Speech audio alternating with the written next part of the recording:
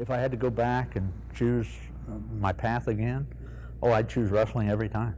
Every time. Yeah, I loved it. Turning a little bit chillier. Not in the ring. My name is Chris Whaley, and I've been a pastor for 30 years. And before that, I was a professional wrestler from 1978 to 1988. Yep. Seems to be his weak spot.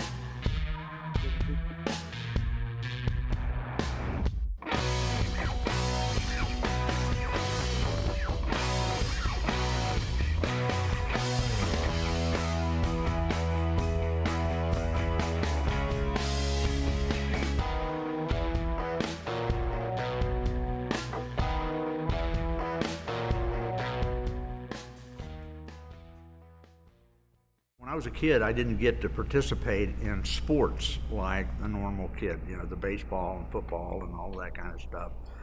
So wrestling is all I cared about, and it was something that I enjoyed doing, and plus, you know, I could make money while I was doing it, so it was a no-brainer for me.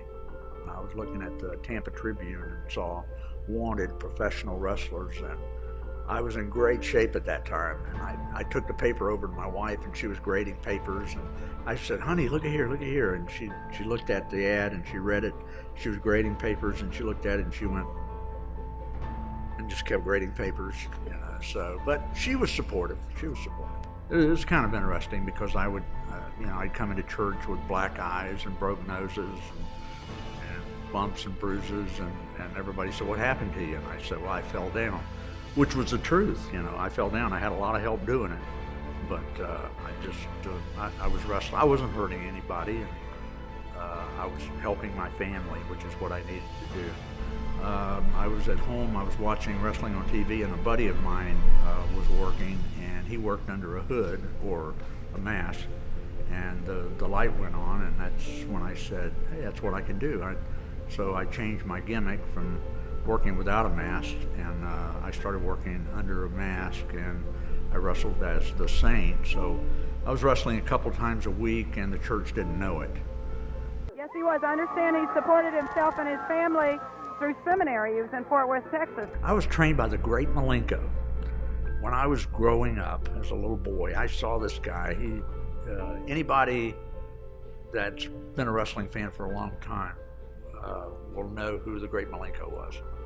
There used to be great matches between him and the perennial good guy in those days was Eddie Graham. But the great Malenko was like the baddest of the bad. He was a heel, he was a bad guy, but he was a great guy, and he taught several guys to wrestle. It was easier for me to be a wrestler.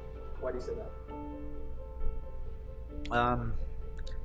I had a job, I knew what to do, I enjoyed doing it, and I got in and I did it. But being a pastor, it's the most stressful thing that I've ever done in my life. I didn't care about being a star. I just cared about getting in the ring and doing what I was doing and having a great time. Also, as a pastor, you got to get in the ring every week and preach every week. And if you preach a great sermon on Sunday, they're going to expect even greater the next week. So I never saw myself as a vigilante, but I saw myself as someone who stood up for what was right. I had a young lady who would come to the church. She was always the last one to come into the building, and then she would be the first one out. One Sunday, she came into the church wearing sunglasses. She came up to me and she took my hand with both of her hands, and she had her head down, and I could see tears coming down underneath the sunglasses. And so I reached over and took the sunglasses and lifted them up, and she had two black eyes. I told her, I said, I'm gonna go visit your husband, and she was like, oh no, he'll hurt you. I said, I'm really not worried about that. When I was in wrestling, I got to work all my stress out, you know, in the ring. When I became a pastor, all that stress was inside of me, just waiting to get out.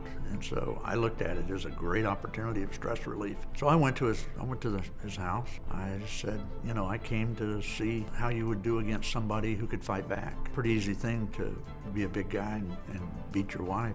You know, I'm standing here And if you feel like that, let's see how you do against somebody who can fight back. And he got real belligerent, and I'll call the police, I'll do this. And I said, go right ahead, man, they'll be on my side. So we had an altercation. The great thing is he never hit her again. The only thing necessary for the triumph of evil is when good men do nothing. And so, that had a profound effect on me as a child. I'm not going to be one of those guys who stands around when evil is taking place. It used to really bother me when people would come to church and say, what does your church have to offer me? I would never do that. If I'm a Christian and I go to a church, I'm going to say, these are my gifts. How can I be used here at your church? My favorite passage in the Bible is from Jeremiah chapter 18 and verses 1 through 6, where God told the prophet Jeremiah to go to the potter's house and he would teach him a great lesson. And when he got to the potter's house, he saw him working on the wheel. And when he got through with the vessel that was on the wheel, when he got through with it, the scripture says that it was marred in the hand of the potter. And so he simply squished that same piece of clay back together again and put it back on the wheel, and he made it into a new vessel. And then he said to Jeremiah, he said, cannot I do with you as the potter has done with the clay? Or as the clay is in the hand of the potter, so are you in my hand, O house of Israel. So it's really a picture of my life. I'm representing God as a pastor. When we fight for what is right, God gives us unbelievable strength and things that normally we wouldn't have. And I'm so thankful for that.